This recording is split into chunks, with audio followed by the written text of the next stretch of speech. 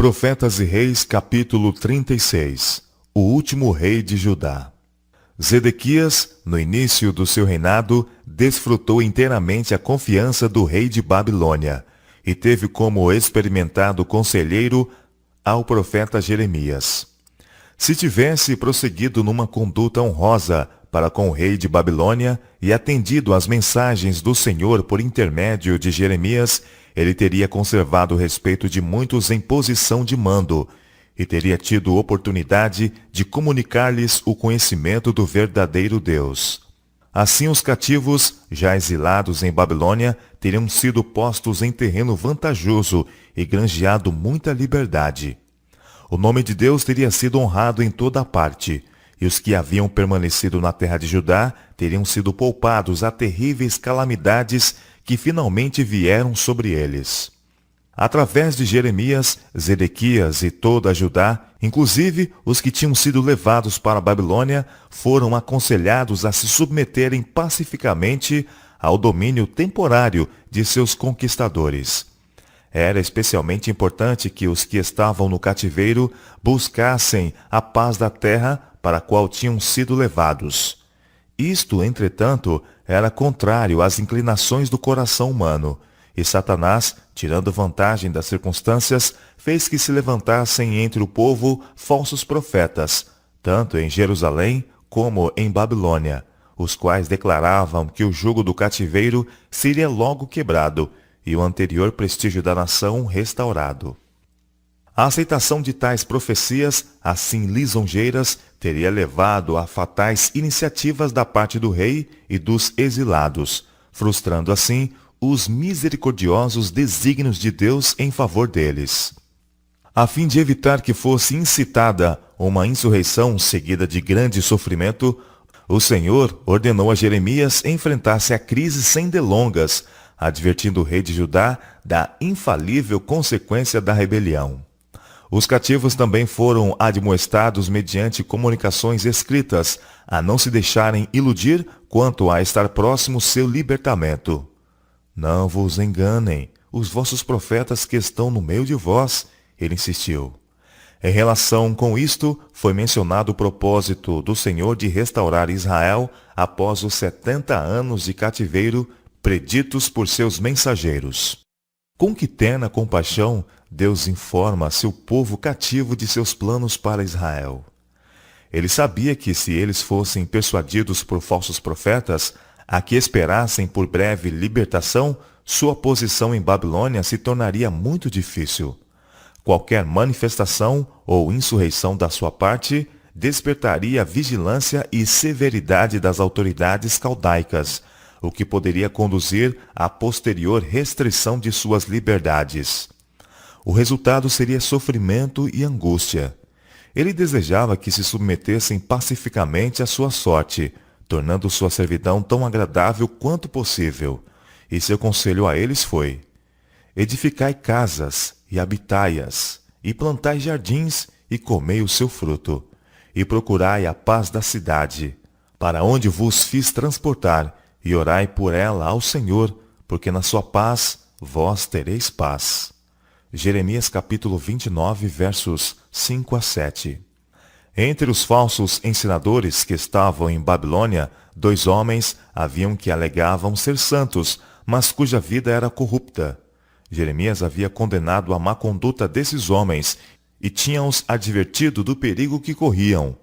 Irados pela reprovação, procuraram eles opor-se à obra do fiel profeta, levando o povo a descrer de suas palavras e a agir contrariamente ao conselho de Deus quanto a se sujeitarem ao rei de Babilônia. O Senhor testificou através de Jeremias que os falsos profetas seriam entregues às mãos de Nabucodonosor e mortos perante seus olhos. Não muito tempo depois, esta predição foi literalmente cumprida. Até ao fim do tempo, levantar-se-ão homens para criar confusão e rebelião entre os que se declaram representantes do verdadeiro Deus. Os que profetizam mentiras encorajarão os homens a que olhem o pecado como coisa sem importância. Quando os terríveis resultados de suas más ações forem manifestos, eles procurarão, se possível, tornar responsáveis por suas dificuldades quem fielmente os tem advertido, exatamente como os judeus acusaram a Jeremias de ser o responsável por suas desventuras. Mas tão certamente como foram as palavras de Jeová, vindicadas no passado por meio do seu profeta, assim serão suas mensagens estabelecidas hoje. Desde o início, Jeremias seguira um caminho consistente em aconselhar submissão aos babilônios. Este conselho foi dado não somente a Judá, mas a muitas das nações ao redor. Na primeira parte do reinado de Zedequias, embaixadores dos reis de Edom, Moabe, Tiro e outras nações visitaram o rei de Judá para saberem se, em sua opinião, a ocasião era oportuna para uma revolta unida e se ele se uniria a eles para lutar contra o rei de Babilônia. Enquanto esses embaixadores estavam esperando uma resposta, a palavra do Senhor veio a Jeremias dizendo: Faze umas prisões e jugos, e pô-los-á sobre o teu pescoço. Envia-os ao rei de Edom, e ao rei de Moabe, e ao rei dos filhos de Amon, e ao rei de Tiro, e ao rei de Sidom, pelas mãos dos mensageiros, que vêm a Jerusalém ter com Zedequias, rei de Judá. Jeremias capítulo 27, versos 2 e 3.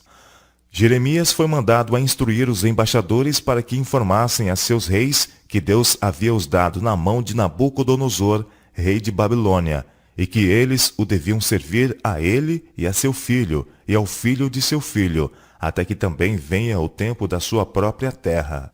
Jeremias capítulo 27, verso 7.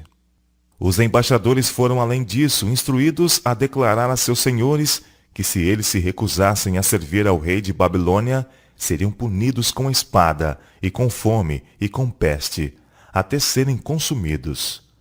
Especialmente deviam eles fugir dos ensinos dos falsos profetas, que porventura os aconselhassem de outra forma.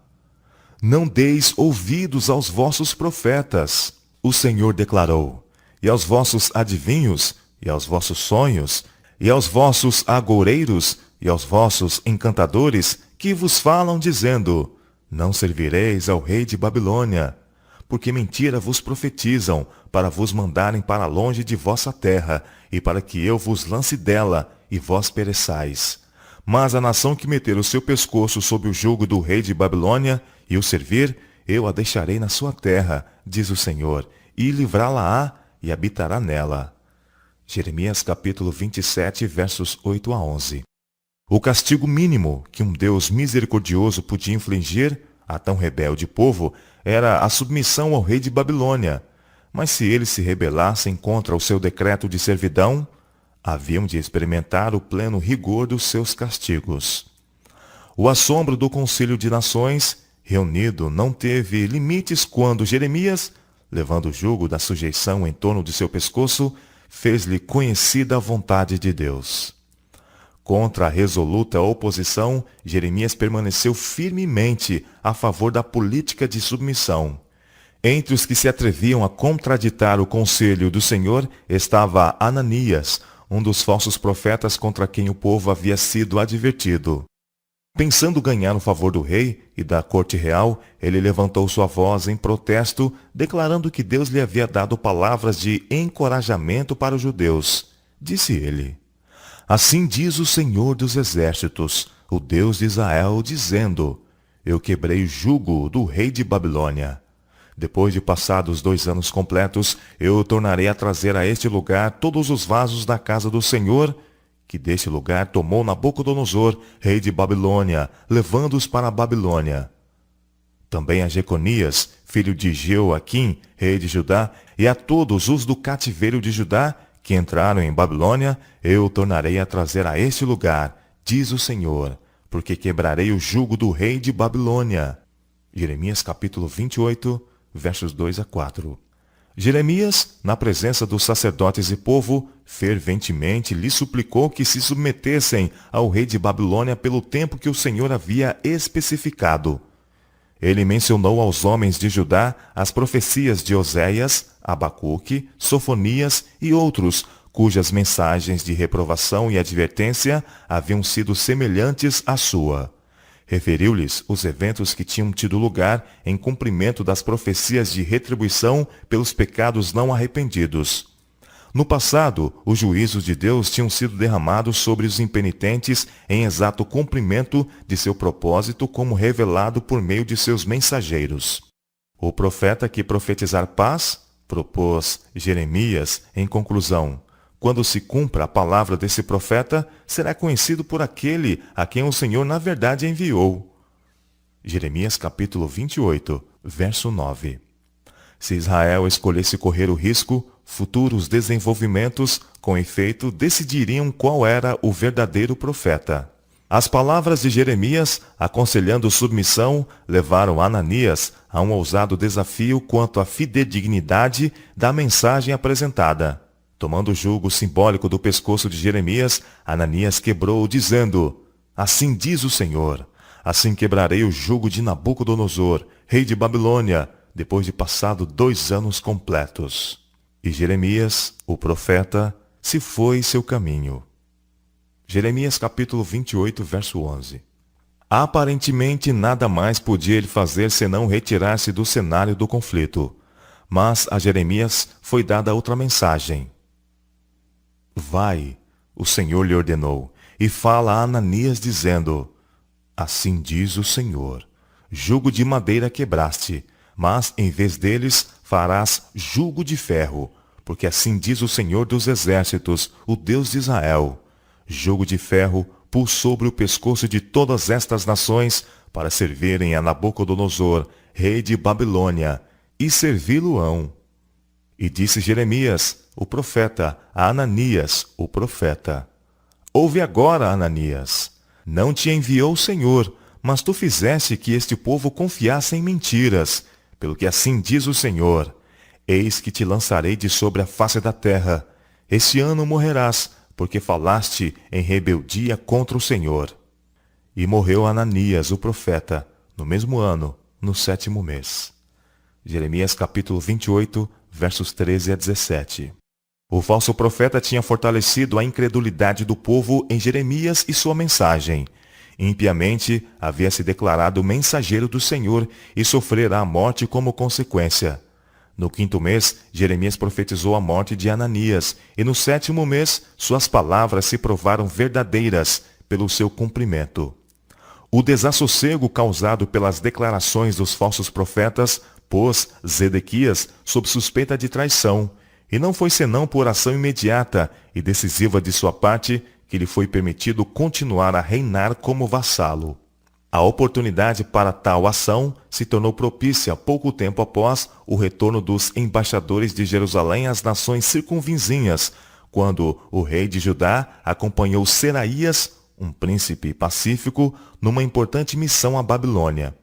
Durante esta visita à corte caldaica, Zedequias renovou seu voto de submissão a Nabucodonosor. Por intermédio de Daniel e outros dentre os hebreus cativos, o monarca babilônio tinha sido informado do poder e suprema autoridade do verdadeiro Deus. E quando Zedequias, uma vez mais solenemente prometeu permanecer leal, Nabucodonosor requereu dele que fizesse essa promessa com juramento em nome do Senhor Deus de Israel. Tivesse Zedequias respeitado esta renovação do seu concerto com juramento, sua lealdade teria sido uma profunda influência sobre a mente de muitos que estavam observando a conduta daqueles que diziam reverenciar o nome e estimar a honra do Deus dos hebreus. Mas o rei de Judá perdeu de vista seu alto privilégio de honrar o nome do Deus vivo. De Zedequias está escrito: fez o que era mal aos olhos do Senhor seu Deus, nem se humilhou perante o profeta Jeremias, que falava da parte do Senhor. Demais disto, também se rebelou contra o rei Nabucodonosor, que o tinha juramentado por Deus. Mas endureceu a sua cerviz, e tanto se obstinou no seu coração, que se não converteu ao Senhor, Deus de Israel.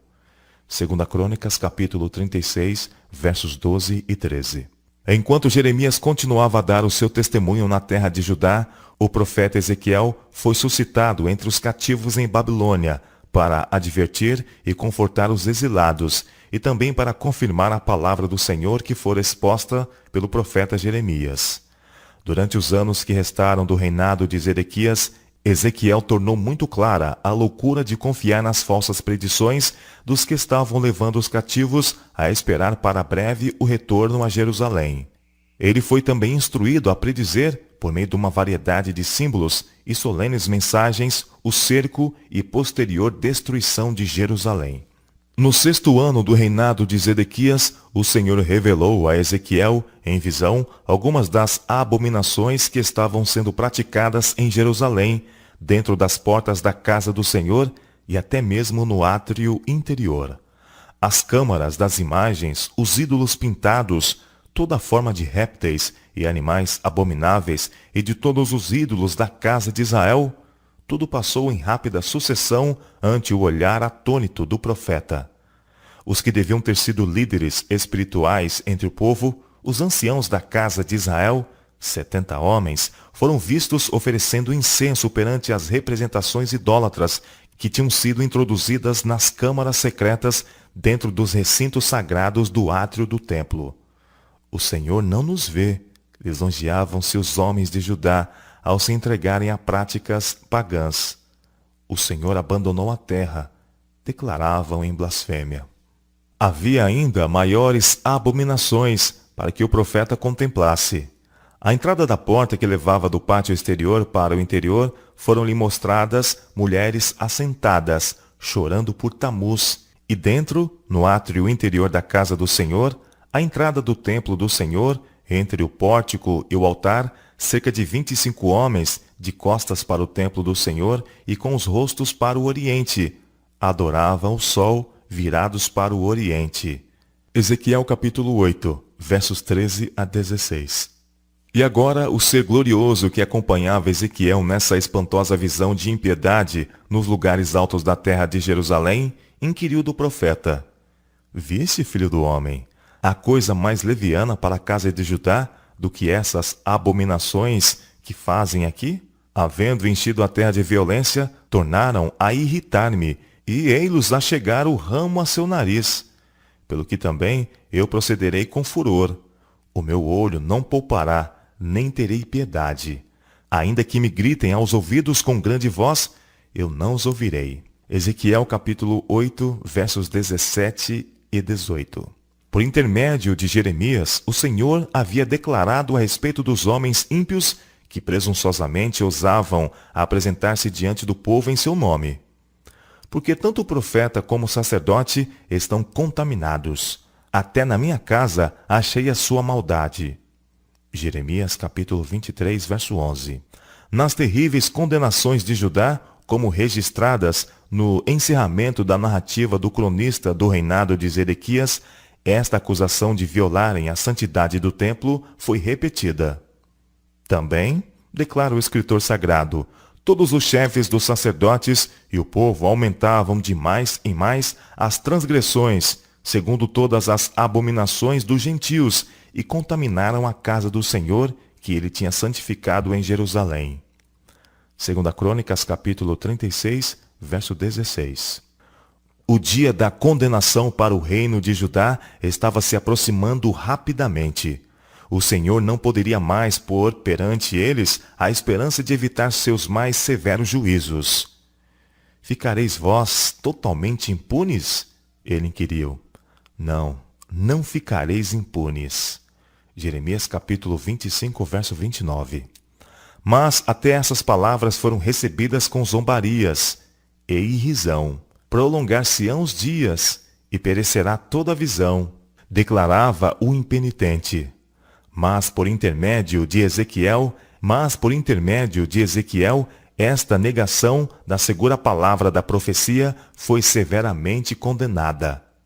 Dize-lhes, o Senhor declarou: farei cessar este ditado, e não se servirão mais dele como provérbio em Israel.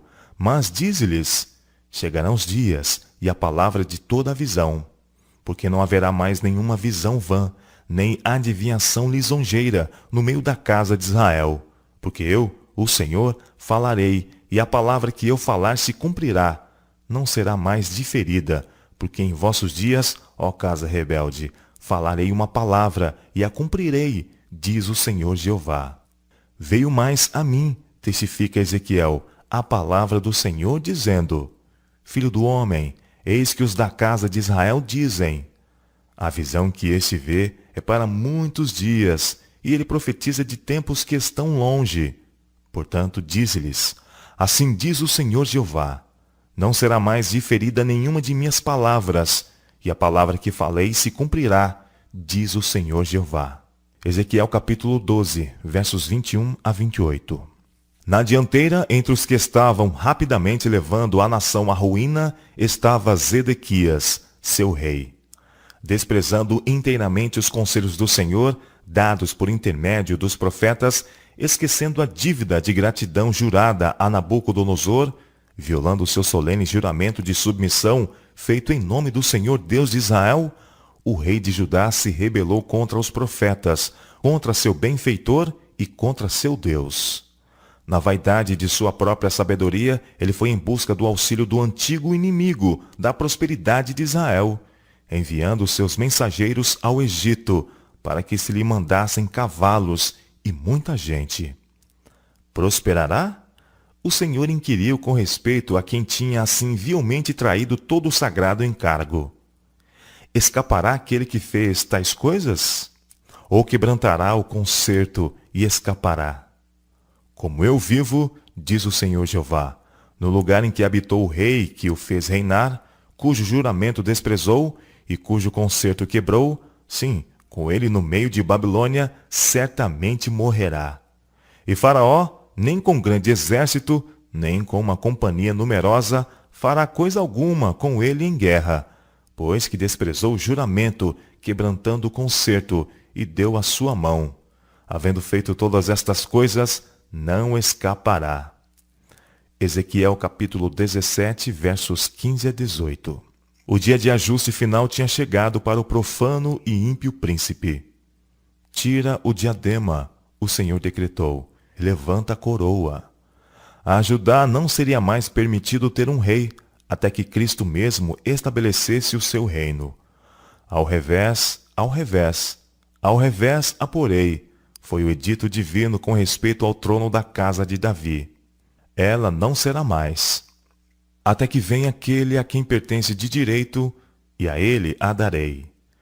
Ezequiel capítulo 21, versos 25 a 27.